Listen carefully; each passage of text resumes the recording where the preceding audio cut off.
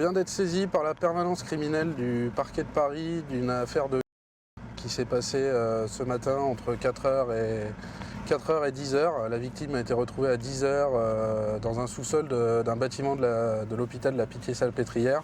Au fond de ce parking, la victime aurait subi un calvaire pendant près de 3 heures.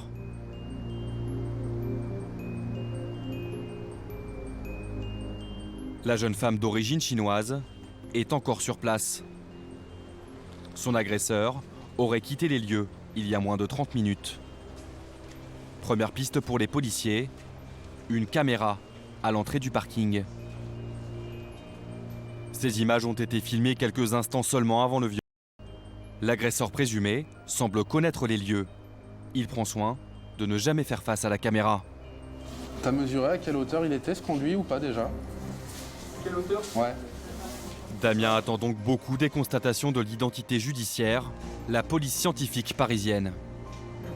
C'est dans ce local technique que le violeur aurait abusé de sa victime. Les policiers fouillent chaque centimètre de la petite pièce pour collecter le plus d'indices possible. T'as de la paluche? Ouais.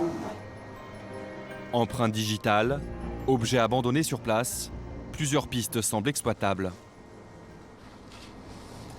Avant de partir, l'individu a éteint la lumière, donc en matière biologique, ADN et peut-être identification rapide.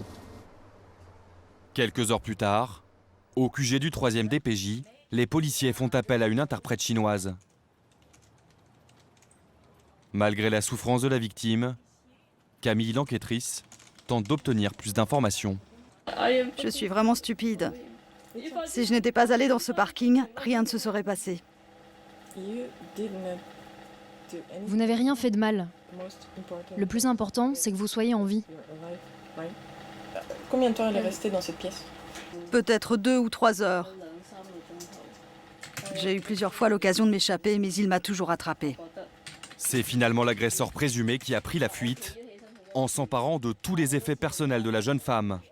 Sac à dos, argent liquide et appareil photo. La conversation avec la victime n'a pas fait avancer l'enquête.